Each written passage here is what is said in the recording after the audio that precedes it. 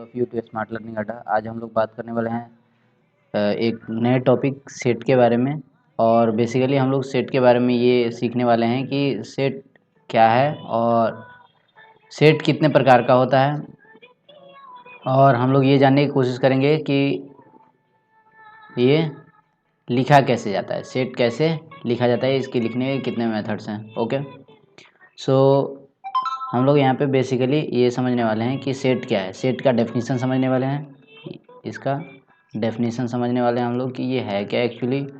फिर हम लोग ये समझने वाले हैं कि सेट को लिखने की विधियाँ क्या हैं, यानी methods, different methods of writing sets, methods of writing sets. Okay, फिर हम लोग ये समझने वाले हैं कि समुच्चय कितने प्रकार के होते हैं, यानी how many types of sets, types of sets. Okay okay, so let's get started. Okay, तो यहाँ पे हम लोग ये समझने वाले हैं सबसे पहले कि सेट क्या है, यानी सेट का डेफिनेशन हम लोग समझने वाले हैं। ओके, तो सेट कहा जाता है collection of well defined objects, well defined objects. Okay, यानी कि वैसे ऑब्जेक्ट्स जिनका प्रॉपर डेफिनेशन होता है, उनके ग्रुप को क्या कहते हैं हम लोग, उनके ग्रुप को सेट कहते हैं। ओके, सो सेट का हमें डेफिनेशन समझ में आया कि सेट क्या होता है, collection of well defined objects like the group of, example हम लोग यहाँ पे समझ सकते हैं, the group of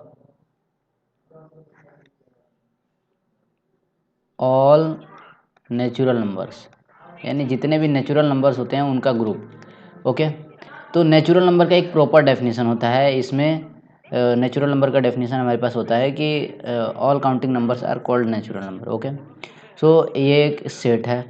now the group of, दूसरा एक एग्जांपल देकर देखते हैं कि क्या ये सेट है, the group of dangerous players in the world, यानी कि दुनिया में जितने भी डेंजरस खिलाड़ी हैं उनका group in the world. Okay, so क्या इसका कोई डेफिनेशन होता है डेंजरस प्लेयर का, यहाँ पे हमें ये समझना है कि क्या डेंजरस प्लेयर का कोई डेफिनेशन होता है, डेंजरस प्लेयर का। सो हम लोग क्लियरली यहाँ पे समझ सकते हैं कि डेंजरस प्लेयर का कोई मेजरमेंट का यार्डस्टिक नहीं होता है, कोई पैमाना नहीं होता है कि इसको कैसे मेजर किया जाए, कौन डेंजरस है कौन।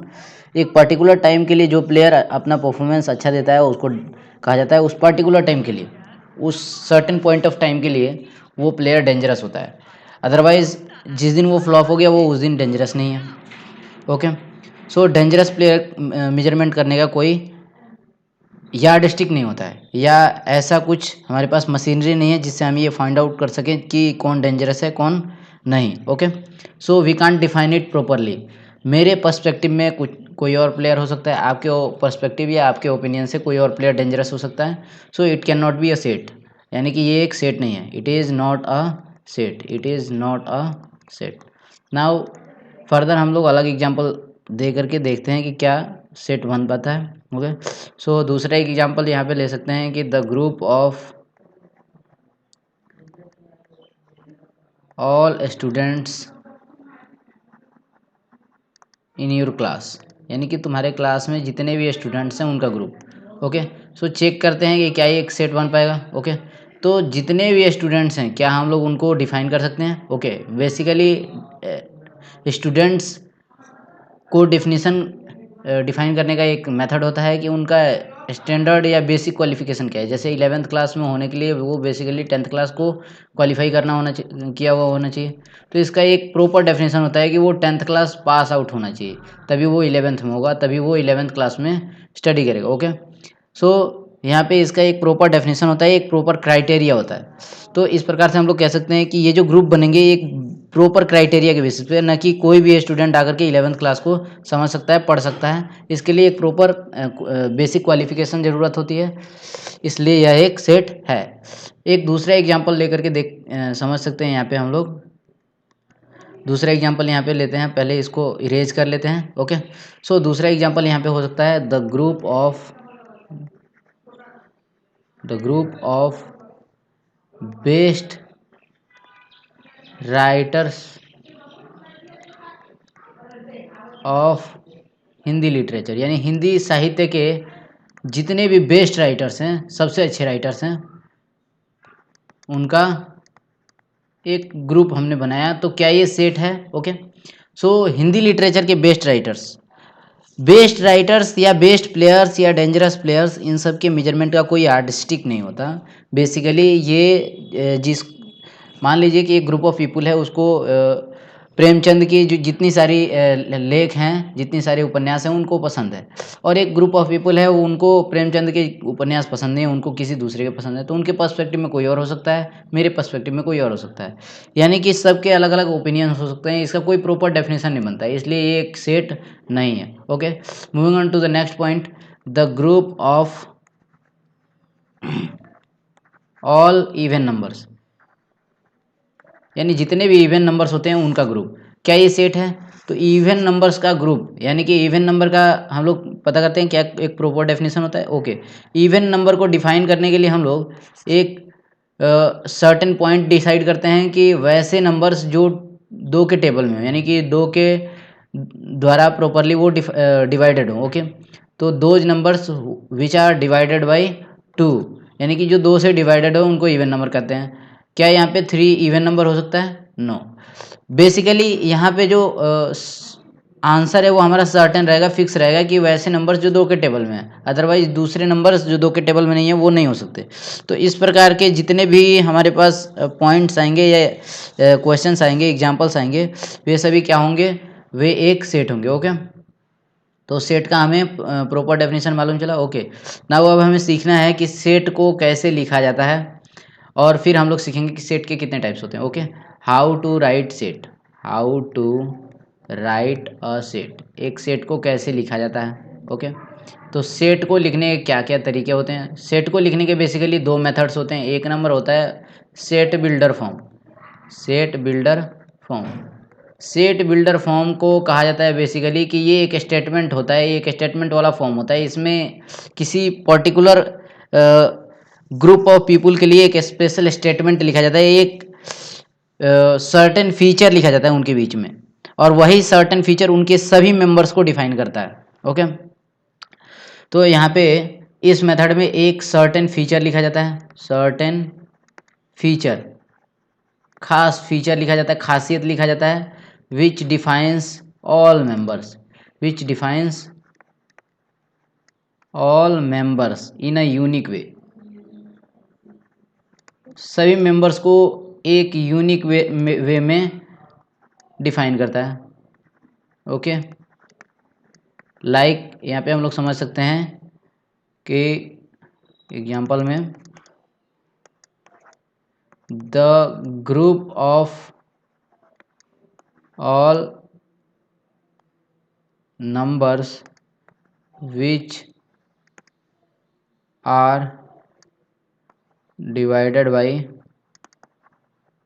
4, यानी कि 4 से डिवाइडेड जितने भी नंबर्स हैं उनका ग्रुपिंग करना है।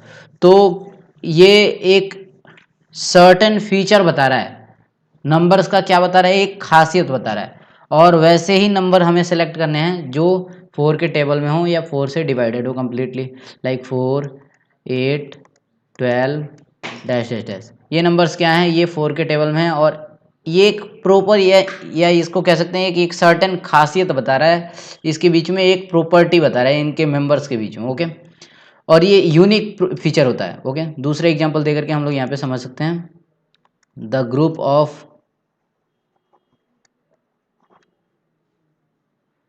पीपुल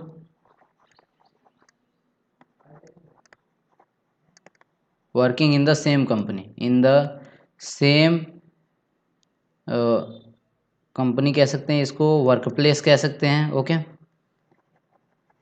इस टाइप के क्वेश्चंस आपको एक्सरसाइज में आगे मिलेंगे। ओके, तो the group of people working in the same company. Okay, तो सेम कंपनी में वर्क करने वाले लोगों के समूह को यहाँ पे दर्शाया गया है। तो ये एक सर्टेन खासियत बता रहा है। ये खासियत लोगों के बीच में क्या होनी चाहिए कि वो एक ही कंपनी में वर्क कर रहे हो, एक ही वर्क प्लेस में वर्क कर रहे हो। ओके, तो इस प्रकार के जितने भी सेट्स बनेंगे या इस प्रकार के जितनी भी सेट्स को लिखेंगे, तो ये एक सेट बिल्डर फॉर्म होता है, और इसमें एक सर्टेन फीचर होता है, और इसका एक और पहचानने का तरीका होता है कि ये एक स्टेटमेंट होता है। बेसिकली ये क्या होता है, स्टेटमेंट होता है। ओके, ये यूनिक होता है, कभी भी ये यूनिक होता है, यानी कि इसमें कोई दूसरा नंबर फिट नहीं कर सकता। ऐसा नहीं कि इसमें कोई लूप होल होता है और इसमें दूसरे लोग भी आकर के फिट कर सकते हैं, नहीं ऐसा नहीं है। इसमें एक सर्टेनिटी ये थ्रू आउट द ग्रुप ये इंडिकेट करता है, यानी कि पूरे ग्रुप में एक सर्टेन फीचर को इंडिकेट करता है, यानी कि ऐसा नहीं है कि कहीं लूप होल है कोई दूसरा इसमें आकर के फिट कर गया। ओके, सो होपफुली आपको समझ में आएगा। Now moving on to the next topic, हम लोग समझने वाले हैं अभी कि दूसरा मेथड क्या है इसको लिखने का। दूसरा मेथड है इसको लिखने का, वो है रोस्टर मेथड। रोस्टर मेथड यानी रोस्टर मेथड से लिखा जाता है। ओके, आपको समझ में आ रहा है तो आप कमेंट में करके हमें बता सकते हैं, और एक्सरसाइज को करते रहें। केसी सिन्हा का ये है, बिल्कुल इनिशियल पॉइंट्स हैं ये सब हम लोग जो कवर करना है। फर्स्ट चैप्टर का है 11th क्लास का, और इसको बनाएं। जो भी प्रॉब्लम हो उसको कमेंट बॉक्स में ज़रूर बताएं। ओके, रोस्टर मेथड में हम लोग क्या समझते हैं, रोस्टर मेथड में हम लोग समझते हैं इस सेट को कैसे लिखा जाता है। ओके, तो इसका हम लोग कुछ पॉइंट्स को नोट डाउन करते हैं कि कौन कौन से पॉइंट्स हैं रोस्टर मेथड में लिखते समय ध्यान दिया जाता है। ओके, रोस्टर मेथड में कभी भी लिखते समय हमें ध्यान दिया जाता है कि जो जितने भी मेंबर्स हैं उनको एक ब्रैकेट में बंद किया जाता है, स्मॉल ब्रैकेट में। ओके, दूसरा इसका खासियत होता है कि all elements are separated by या सेपरेटेड थ्रू कॉमा, यानी कि कॉमा के थ्रू ये सेपरेट होते हैं। ओके, तीसरा खासियत होता है इसका कि ऑल एलिमेंट्स शुड ओबे, यानी जितने भी एलिमेंट्स हैं ये ओबे करने चाहिए, पालन करने चाहिए the unique feature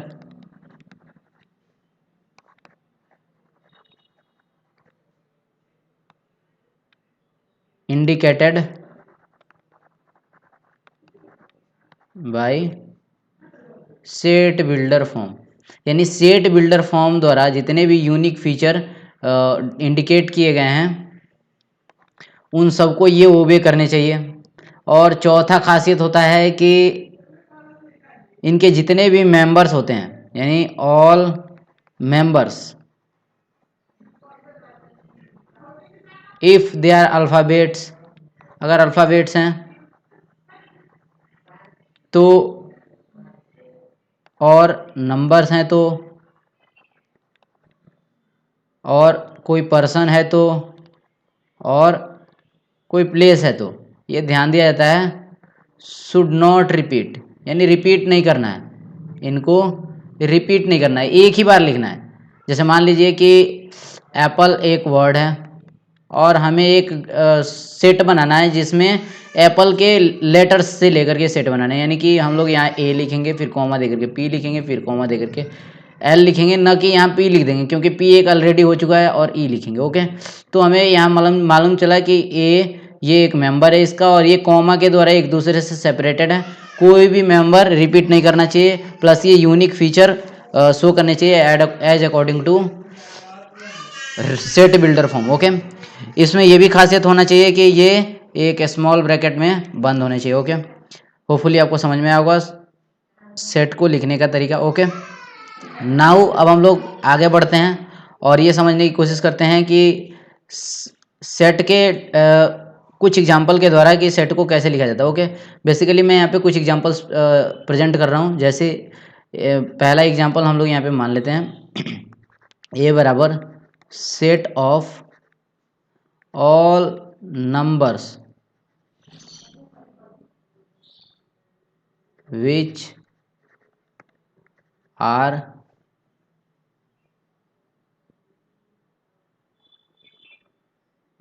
factors of 18, यानी कि ऑल नंबर्स वैसे नंबर्स लेने हैं जो 18 के गुणनखंड हो। ओके, जो 18 के गुणनखंड हो। चलिए इसको हम लोग पता करते हैं। तो सबसे पहले इधर 18 का फैक्टराइजेशन कर लेते हैं। ओके, 2 से 9 टाइम्स में, फिर 2 से सॉरी 3 से ये 3 टाइम्स में, ओके, 3 से ये 1 टाइम में, ओके। तो हमें मालूम चला कि ये सभी जितने भी आउटवर्ड्स हैं ये सभी क्या हो गए, ये फैक्टर्स हो गए, ओके। तो यहाँ पे जो हमारा ये है सेट बिल्डर फॉर्म, ये क्लियरली हमें पता चल रहा है एक स्टेटमेंट है तो इसलिए एक सेट बिल्डर फॉर्म है। अब इसको हमें कन्वर्ट करना है रोस्टर फॉर्म में, तो रोस्टर फॉर्म में इसको हम लोग लिखेंगे ऐसे, स्मॉल ब्रैकेट बना लेंगे। फिर ये जितने भी हमें मेंबर्स मिले ये सभी मेंबर्स हैं क्योंकि ये फैक्टर्स में आ रहे हैं और इसलिए इनको कॉमा के द्वारा रिप्रेजेंट करेंगे। तो 2,3,3। अब ये 3 रिपीट नहीं करेगा, यहाँ पे 3 को कैंसिल कर देंगे, 1। ये होगा हमारे पास क्या, सेट बिल्डर फॉर्म में ऊपर दिया हुआ है उसके रूल के अकॉर्डिंग हमने इसको रोस्टर फॉर्म में कन्वर्ट कर दिया, ओके। एक दूसरा एग्जांपल यहाँ पे समझते हैं, b बराबर x such that x is a natural number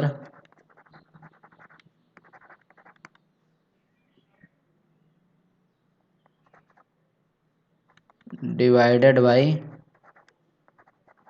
3, यानी 3 से डिवाइडेड एक नेचुरल नंबर है, ओके। ये एक यूनिक फीचर पोसेस कर रहा है, रिप्रेजेंट कर रहा है, इंडिकेट कर रहा है, ओके।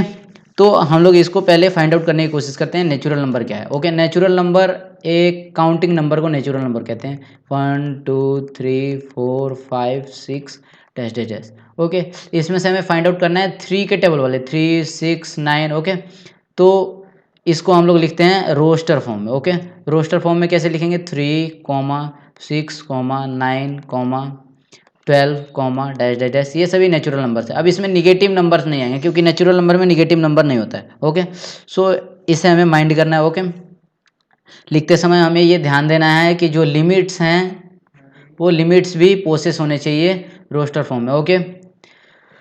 होपफुली आपको समझ में आया होगा, समझ में आया है तो लाइक कीजिए, कमेंट में बताइए क्या क्या प्रॉब्लम है, ओके।